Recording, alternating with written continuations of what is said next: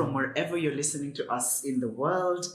Welcome to another episode of Footprints, where we listen to and glean wisdom from our elders. Today, our guest is Robby Muhumuza, and he has assured me he's the only Robby Muhumuza in the whole wide world.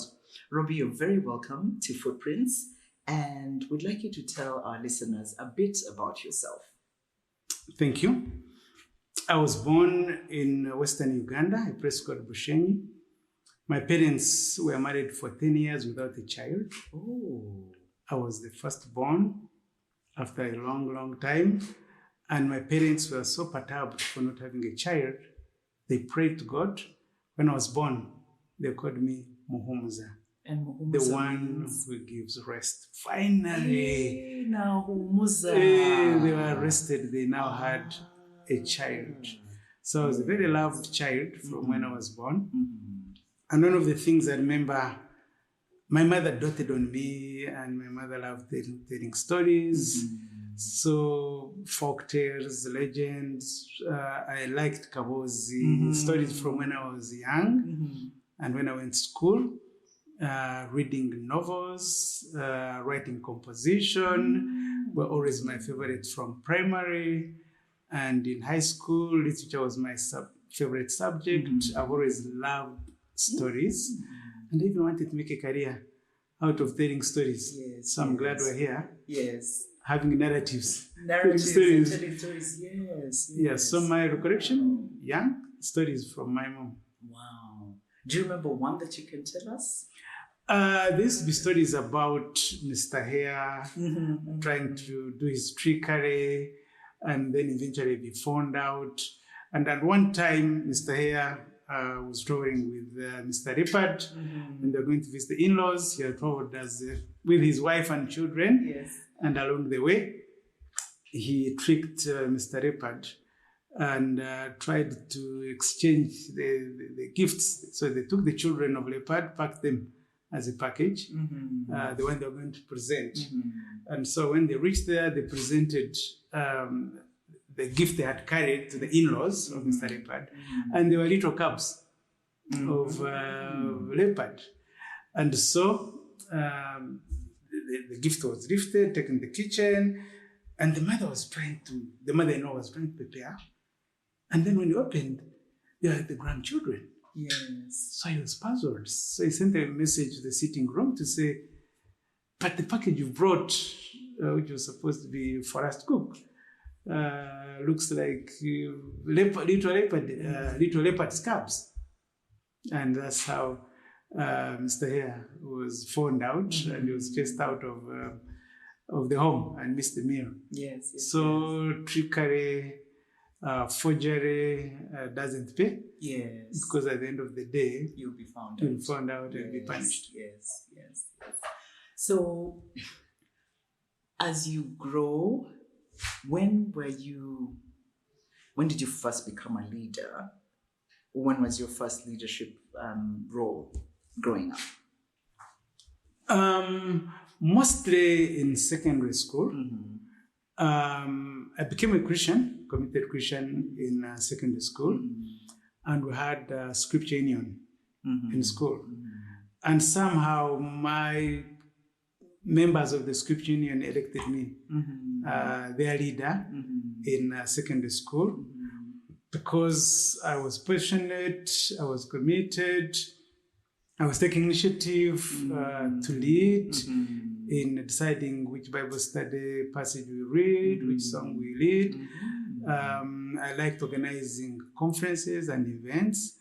So by way back in senior 2, when I became a committed Christian in Scripture Union, I became the leader of Christian Union. And I was in Makobere High School in Western Uganda. Okay. And I thought, I grew up in a rural area. I went to high school in a rural area. By the time I joined university, I don't want to be a villager. Yes. I want to get to Kampala, and I can't find my way to where Makerere University is because I'm a rural kid. Yes. So for A level, I applied to Makerere College School, which was right on campus. Yes. And so my next leadership role was in A-level. Again, I was appointed the chairman of Christian Club at Makerere College School. I talked about stories early on and my interest in stories. And so literature and English were my favorite subjects, both in O-level and A-level. And we had a school magazine at Makerere College School. We just come out once a term. So I was appointed the editor-in-chief of the school magazine. Again, that's part of leadership in the area and field that I was interested in. So those are my recollections of my leadership area in life. It's interesting you talk about communication. I just want to, it seems like we're veering off a bit, but just talk to us about the importance of communication and leadership. The two are clearly linked because a leader is the one that has the vision of what you want to accomplish. It could be a personal vision, it could be organizational vision, it could be company vision, but you are the one who will lead the others. And Maxwell says, John Maxwell, that if you're a leader with no follower, you are taking a lonely walk. Yes. So leadership is about followership, having followers and having influence. And so if you're going to be a leader of others, you need to be a good communicator to other people. What is it you need to accomplish as an organization, as a company, as an institution? What is it you want to accomplish? Where is it you are going? What are the goals and objectives? What is the mission? What is the campaign? You provide, you articulate what all this is about. And then you look for followers, you look for partners, you look for other people who will work with you to accomplish the vision and mission and objectives as a leader. And therefore, you've got to be a good communicator to be able to communicate what it is you want you and the others to achieve. But also, not only would you be good with information and facts, you need to be inspiring. Yes. Because for people to buy in what you want to achieve, you need to be an inspiring communicator, you need to articulate, and therefore communication is a critical need for all leaders. You can't let people guess what is in your head and what is in your heart and what's in your mind. They should see, they should feel me. So leadership, communication is very, very critical. Of course, there's the old question, are leaders born, are they made? And for me, it's both. You may have the gifting, but it can be improved on when you learn from all sorts of sources, from people, from study. And so the same thing with communication in a leader. You may be talented as a leader, good vision, good ideas, good relationships with people, but if you are not a good communicator, you need to work on your communication skills so that you can be more intentional, more deliberate, more thoughtful, aware of the impact of your words on other people. So to be an effective leader, you need to be a good communicator. And the good news, we can always learn, we can always improve. Yes. So, Robby, I'd like you to share with us, when you look back through your long arc of leadership, when was an absolute proud moment for you? And when was one of your leadership lows? I worked with the World Vision for 23 years, both in Uganda, in America, and in Nairobi. And there were moments of transition from one level to another. When I joined World Vision, we had an expatriate national director. And when time for him to leave He finished his term, he was moving on. The job fell vacant of the national director for Uganda.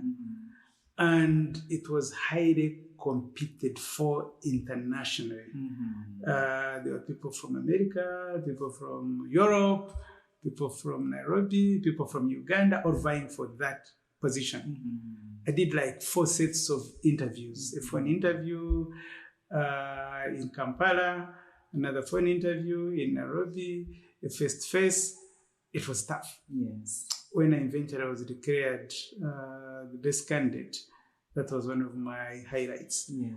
The first Ugandan national director of World Vision International in Uganda. That was a highlight. All this time up to that point, World Vision had been led by a non-Ugandan. Okay. And so I was the first Ugandan national director of World Vision. That was a highlight for me. Yes, yes. What was a low moment for me? How I left World Vision. After 23 years, there was a major restructuring. And the position I was holding at that time, which was the East African Regional Director, was removed from the structure. All the regional directors in World Vision position and a few other positions were suddenly off the organizational structure, and I was sent home. Wow. I wasn't expecting to retire from World Vision that soon. Yes. I was turning 50. I'd hoped to work up to 60. So that was a real turning point for me. Yes. Suddenly out of employment and had to scratch my head. I'm 50. God has given me a long life to come. Maybe I'll be 90, 95, 40 more years. What do I do for the next 40 years of my life? That was a low moment for me. But as we hope we'll be talking later, how did it turn around? Yes. That I'm here telling the story. Yes, and I am curious. And in fact, we should segue to that because we are also talking to our elders about that transition moment. And it's interesting that oftentimes we assume you will see it and plan for it, but sometimes the transition happens outside of you. It's precipitated by your context, by issues you outside of you. And that, what was that like? I don't know, how did you stand back up again? I was a national director for World Vision Uganda for 7 years. And through those 7 years, there were lots of changes that happened, including staff who had transitioned on, some of them because of age, they reached retirement age and left. Others, the project ended and there was no more funding for that particular project. Others had discipline issues and we had to let them go. I was regional director for World Vision for 3 years, responsible for 8 World Vision offices in Eastern Africa, from Somalia, Ethiopia, Uganda, Kenya, Tanzania, Burundi, Sudan. And as a regional director, I was responsible for handling transitions of other national directors. One day when I was at World Vision, one of our staff members who reached retirement age was given his package and he left. He was going back to the village in Arua. When he got there, he got some people gave him advice what to do with his package. One of them told him, if you can buy a lorry. Yes. There's a lot of transport of goods to be done in the village. People moving goods, people moving sand and bricks and stone. He took his retirement benefits, put it in a second hand, third hand, fourth hand lorry. Within a few months, the lorry had broken down.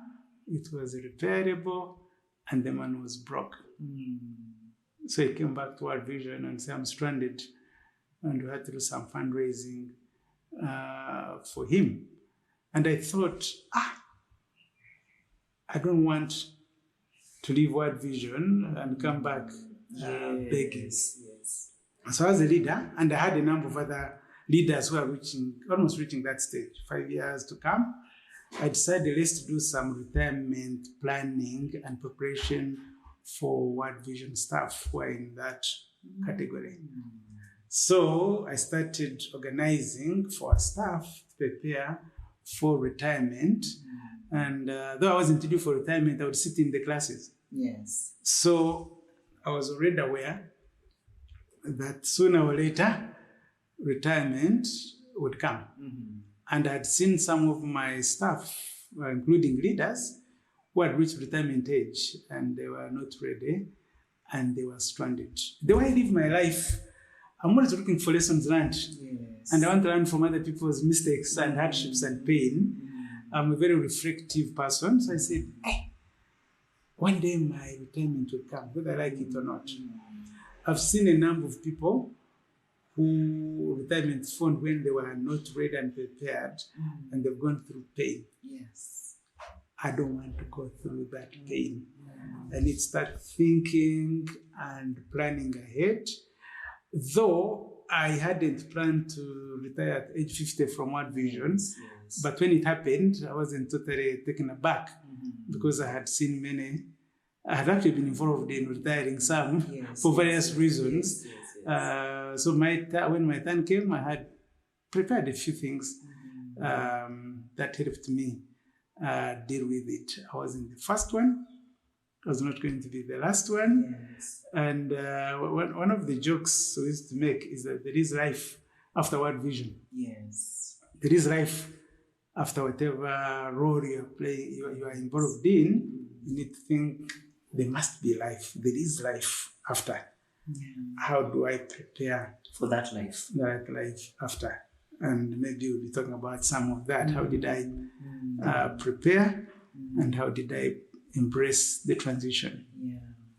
So what I'm picking up so far, which is very powerful, is that you were learning from those around you. Yes. And that's what we hope Footprints is going to enable others to do, to learn from the guests that we're having these conversations with. The other is reflection. Reflection. And I don't know whether you get this from being a Christian or because I know that at least in the Christian practice we grew up in, there was a lot of encouragement of reflecting and reflection. So I don't know whether it's from that or are you generally yourself a reflective person? But learning from others, reflecting and taking lessons. Because I think many things happen around us and you can easily miss the lesson that is right there in front of you. I'm partly naturally a reflective person, but during my work with World Vision, there was a lot of capacity building in different areas of life, both be a successful professional, a successful manager, but a successful person in life all around. And I remember one of the things we were taught was the importance of journaling. Yes. Importance of journaling. Having a notebook and a pen and write something every day. At the end of the day, what have I done? What have I achieved? At the beginning of the day, what are my plans for the day? And then at the end of the day, what lessons have I learned? Keeping a personal journal as a habit, as a lifestyle, was much more ingrained in me through World Vision. So I do a lot of journaling, reflection, and then documenting it. So both naturally reflective, but also the habit and its importance and value was ingrained in me through World Vision. We were required to do monthly reports as World Vision staff, everybody. And at the end of the month, there'll be much struggle for people to write what they did. Describe, hey, what did I do this month? I need to justify my salary check payment.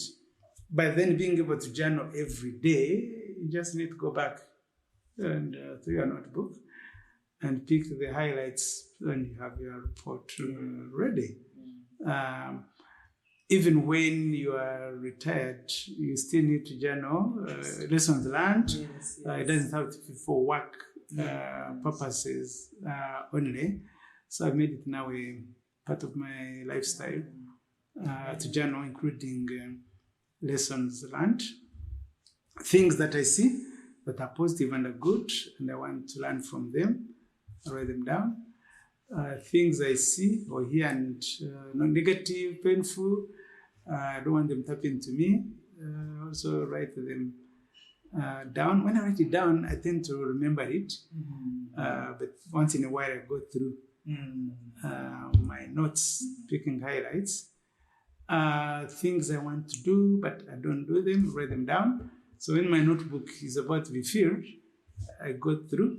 There are some things I need to do, I didn't finish, that I can put in my new notebook, opening page, things that I have carried over from my last notebook. So reflection does help me as an individual, but also as a leader. That's amazing. So there you are at 50. This has happened to you. What did you do? What did you do? World Vision was such a busy workplace. Yes. That there was hardly time for any other thing. We struggle with the life-work balance because you are working for the poor, the needy.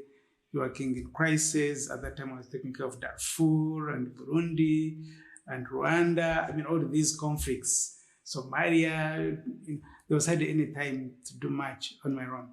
But Ariana had learned to live below my means for a rainy day. So from the salary I was receiving, I was doing a lot of savings. I had a savings account, yes, but we also had what we call a provident fund. So World Vision was taking money for NSSF, yes, compulsory. Yes. We also had a voluntary savings scheme by World Vision, where every month they would take a portion of your salary, and then you also take a portion from your salary. Organization will top up, they'll invest it for you, so that when you leave, that will be a provident fund. And you had the choice to decide what percentage of your salary they could take on and invest for you. So I'd increased mine. The organization, I think, was 5%. I made mine 10% to be saved away for me. We also had the staff savings circle, yes, where you could put in money and they lend it out and you could borrow. So as much of the money I wasn't using at that time, I'd put it in the savings account. So by the time my contract with World Vision ended and I was leaving, there was a package, a retirement package that was given to me. And then I thought at age 50, having worked to be a regional director, yes, it's going to be hard to find a job in Uganda. Because I'm overqualified and overexperienced. A regional director for 8 countries, I can't come back and compete to be a national director for Save the Children or AMREF or whatever. I did that many years ago, So I decided, one, I'm going to use my skills and experience to do management consulting. I've worked as a leader, I worked as a manager. Can I consult other emerging leaders so they can learn from me? The mistakes I made in the past, they don't have to make the same mistakes. The many lessons I've learned as a leader and manager, can I be available for leaders? But my other training of studies ended up in journalism. I have a Master of Science in Journalism, and I'm a communication specialist. Let me combine management, leadership experience and communication experience to be available as a management and communication consultant, especially in the area of civil society, in the area of development. That's where I had a lot of knowledge. So I decided I would go into management and communication consulting for the development agencies and for civil society. So I made myself available, and I made leaders know that I'm available, therapy in this particular field to be my line. And that's what I've done, for the last 15 years. Wow. But that may not put food on the table every day, Yes. because it's occasional. Yes. I had worked and received a salary all those years, Yes. and therefore I know I'm not cut for business. So I wouldn't say, let me go to China and import second-hand clothes or phones from Dubai. Yes. That's not my field. Yes. I needed an investment where I'd be sure of returns regularly. Like I'm used to salary, now I need the salary. Investment that can pay me a regular salary for a long time to come. Yes, yes, yes. So I decided to go into financial literacy training. I looked for opportunities to learn on how do I invest my retirement package in ways that would give me good returns and are not high risk. Yes. Because if it's all blown away, I'll be a beggar. Yes. I'll be in trouble. Yes. So I invested in reading. I looked out for seminars and workshops. And I remember doing that, and I talked to friends. Yes. Asked a lot of questions. Yes. One of the things I wanted to do was invest in real estate. Invest in rentals. At least that every month, the tenants would pay me some rent. Yes. The building will be there for a long time, Yes. and then there'll be rent income for me. So I talked to an engineer friend of mine who was working for National Housing Corporation, and I said, I have this lump sum of money, and I want to go into rentals.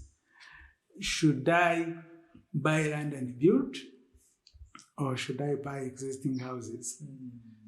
And he told me, if you are a young man with a long career ahead of you of earning income, Yes. I would advise you to buy land And build. and build over time, because you are sure of an extra income to keep on your building. But since you've retired and you're not sure when you'll make more money in a lump sum, you're better off buying. Already built. And already built, maybe even with tenants. Yes. So you start earning Yes. rent straight away. Yes, yes. And that's what I decided to do. I bought a few houses and became a landlord. But while I was still doing financial literacy, I learned something called you need to have a variety of investments. Yes, yes. Don't put all your eggs in one basket, Yes, yes. even including the basket of rentals. It has its ups and downs. There'll be more months when there are no tenants in. Yes. There'll be no income. There'll be months when the tenants, instead of paying you your rent, they tell you stories Yes. of why they can't pay. Yes. There'll be COVID, lockdown. But people are not working. People are not working, Yes. but you still need to eat. Yes. So I learned about a variety of investing, and especially low risk investments. So I heard about a seminar that was going to take place at Makerere, KEST, Kampala Evangelical School of Theology, was organizing a financial literacy workshop for 1 week. So I enrolled with my wife and we attended. And one of our facilitators talked about treasury bonds. I'd always heard about treasury bonds, but I had no clue where they were. He said, treasury bond is low risk, but also fairly good interest. You lend money to the government through Bank of Uganda for a long time. It can pay, at that time it was paying about 18%, 20% annual interest. That's high. Yes, 18%, 20% annual interest, and you are paid every 6 months, the interest. And then after 15 years or 20 years, the initial lump sum you gave them will still be intact, but you'll be earning every 6 months. I thought, oh, that's a good idea. So I took my, the money I had kept in the bank, wondering what to do with it. Didn't figure out, and I took a big chunk of it, and I put it in treasury bonds. And every 6 months, I get paid interest, and I know how to budget. I know how much it is. I know when the next one is available. It has been a very good source of income in terms of retirement planning, because somebody who works for a private non-profit, there is no the government. There is no pension. If you work for government, the teacher, the civil servant, there is pension. They keep paying you per month. I think up to when you die or something like that. Though sometimes government doesn't pay, or sometimes little. So I have my own private retirement scheme. My pension scheme is organized by myself through treasury bonds. Since then, I've had opportunities to work as a consultant for different organizations, including I worked for the UN, UNICEF for 4 years as a consultant. And because I have created a habit of living below my means, so when I get consultancy payment, I take off what I need for the season. The rest I put in treasury bonds so that my portfolio grows. And with it, I've been able to do so much. I said one of the advice I got was to do a variety of investments. My wife is interested in business and in farming. So part of our family income goes to my wife to finance her businesses. She has a shop, she has a mobile money business, and she has a farm. She keeps poultry, and the chief financier for those businesses. So having a multiple stream of income from treasury bonds, from consultancy, from the farm, from the shop, help us to be sustained in terms of basic what we need. That's how I've transitioned and I've survived in retirement.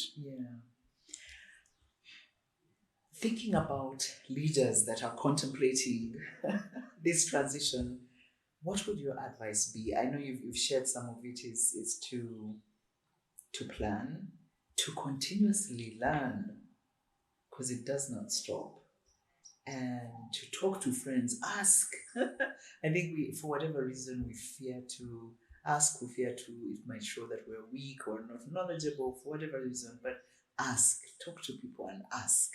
And like you said, learn from the things you shouldn't do and learn from the things you should do. But is there anything else that you would tell a young leader that is contemplating this possible transition? Thank you. One of the things I consult in with organizations is on retirement planning. I do speak to staff of organizations for a fee. As a consultant. Okay. As a consultant, I conduct workshops on retirement planning. And so many people I meet are so unprepared. They think, retirement, that's not for me. Or it's too far away. That's not for me now.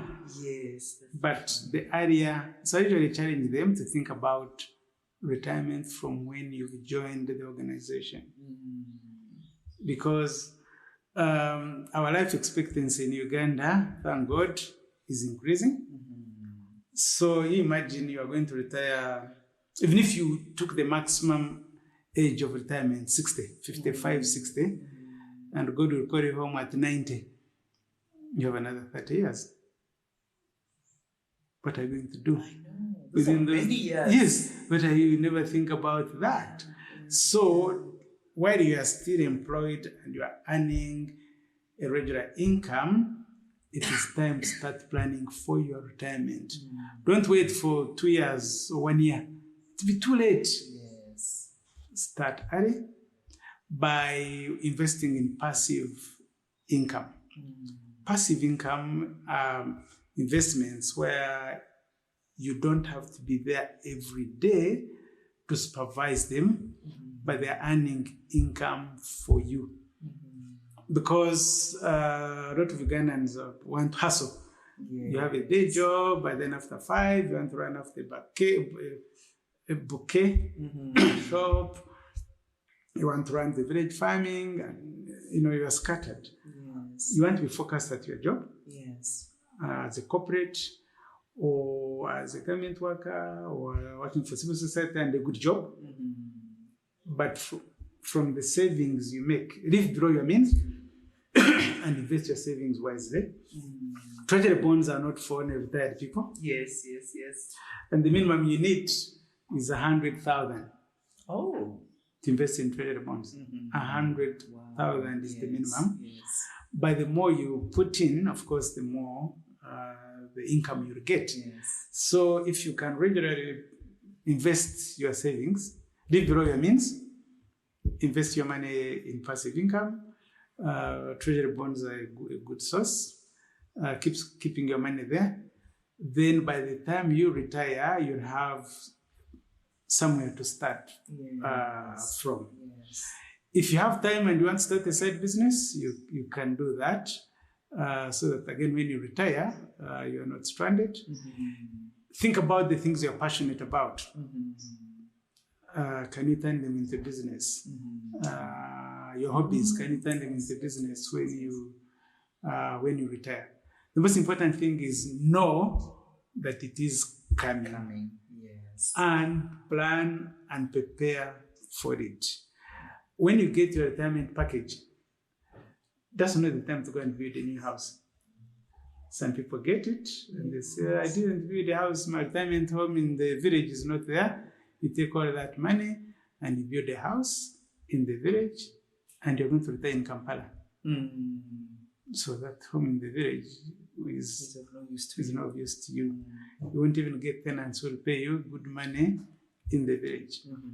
One of the mistakes I made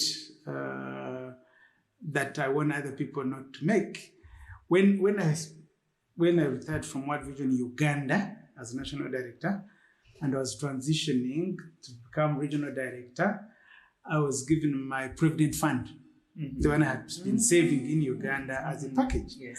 And yet I still had more employment at the regional level. Yes. So I took my retirement package and built what I called my Wachitura in Bushenyi.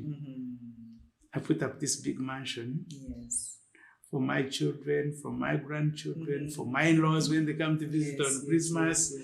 And I put up this big, expensive house. Because the culture, peer pressure, in Ankore, in Bushenyi, those who have made it in Kampala, go and put up home. Yes, and my mother was on my neck. You are did you go to school? Aren't you working? Don't you see our neighbor on the other side? So I put up a big house. I don't live there. My children and grandchildren live in America.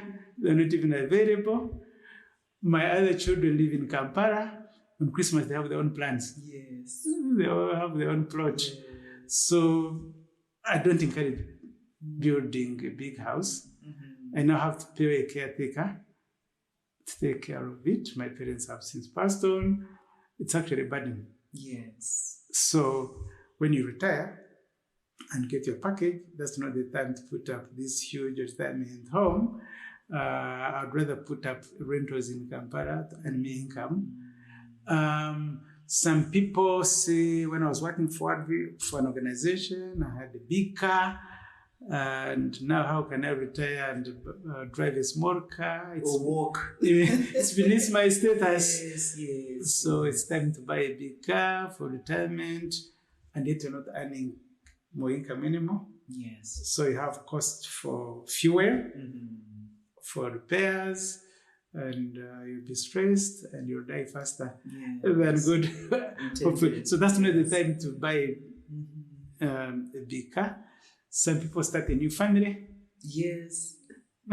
And then second least in life. Yes, start a new family, Yes. and then the young kids to bring up. It can be so stressful.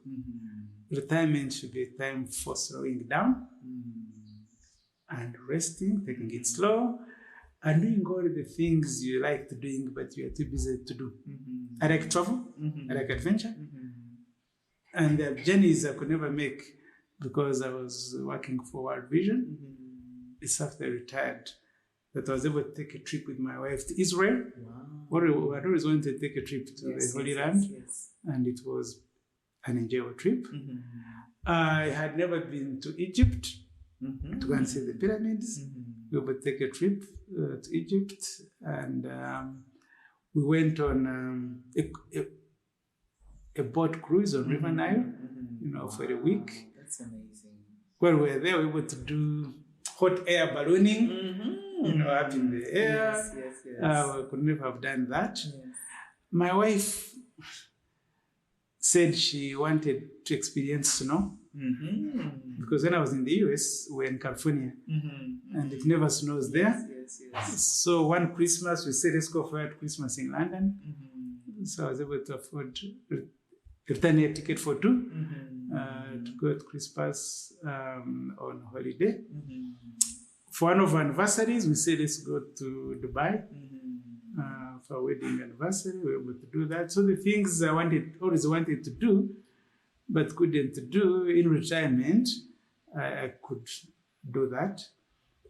One of the challenges we get as we grow older are health challenges. Yes. And by that time, insurance companies don't want to see you. Yes, not at all. Don't want to touch you. No, because they know you'll get your those. liability. Yes, you know those. Yes.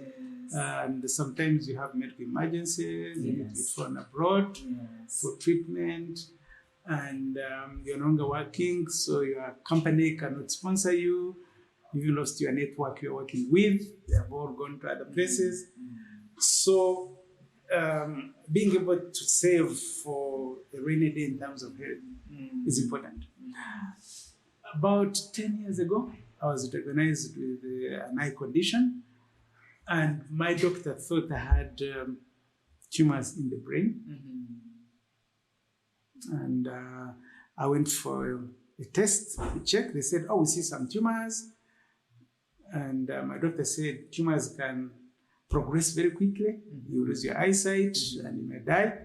So go to India, where there's good technology, and they check. So I didn't have to do fundraising. So no, I picked from my savings, bought 2 return air tickets. I went to India. Thank God when they checked, it wasn't tumors, but at least there was the money to take me there. Think about philanthropy. There are so many causes.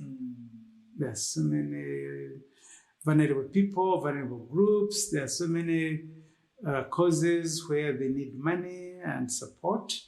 And when I was working, I was giving some money, but when I stopped working, I wasn't sure. But because I have regular income, planned income, I know how much it is, I'm able to regularly give a number of causes, starting from children's homes, where there are orphans who are being raised. I pay school fees for a number of relatives, people I meet at church, people I meet in my home cell. I support a number of causes. I'm able to do that because of planned retirement. I don't have to be a burden to my children. Again, it's an African thing, I think, to think that children are our retirement plan. And we take all the more the children, the better the plan. Yes, the more the children, but also the more money you can give them, the higher they can study. The more they'll be available for you. But increasingly, it is a fallacy. They have their own plans, they have their own needs, they have. So being able to plan for your own retirement, take care of your children as much as you can, but don't put your all in them without living for yourself. Again, learning from other people. there was one leader who reached retirement age, and the children were still in university and had never said anything for themselves. And they were in university abroad. It's very, very expensive. When it was time to retire, they said, please, I'm not ready, please give me another year. So since they had served faithfully, we gave them another year. When that year was over, they were still not ready. They got stranded. We had to fundraise to bail them out. I said, no, I don't want to be like that leader. He's very good at planning, organizing, leading the organization. He's not very good at planning and leading himself as an entity. He is of the old school, African traditional school. You take care of your children. They'll take care of you. Yeah, the children all over the world, they have their own life. Because they've studied abroad, they've settled abroad and they're hustling there. Him and his wife are struggling. I don't want to do that. So, whereas it's important to invest in children, also invest for yourself in your rainy day so that you're not a burden to your children when they're also busy elsewhere. That's one of the lessons I've learned, and that's the encouragement I give to those who are retiring. Think about yourself. Because when you've been successful, other people have been depending on you. But you can't try and turn the tables round to say, I helped you in the past, therefore it's my turn. No, you can't. The people you help, they move on. And you can't help them with the hope that they will help you back. No. It doesn't work like that. Doesn't work like that. Wow. There's so many lessons, Robby, and I thank you for spending time with us, to teach us, to talk to us, to point us in the direction that we should go. I'm sure all the leaders and people listening to us on Footprints today have picked up a nugget or two. Don't just pick it up, go and act on it and start now. Now. I think we underestimate the power of the season called now. And so may we be wise and do what we need to do now. Thank you so much, Robby. Thank you so much, our listeners, for listening to us. Until next time, when we bring you another guest, we wish you very well. Bye-bye.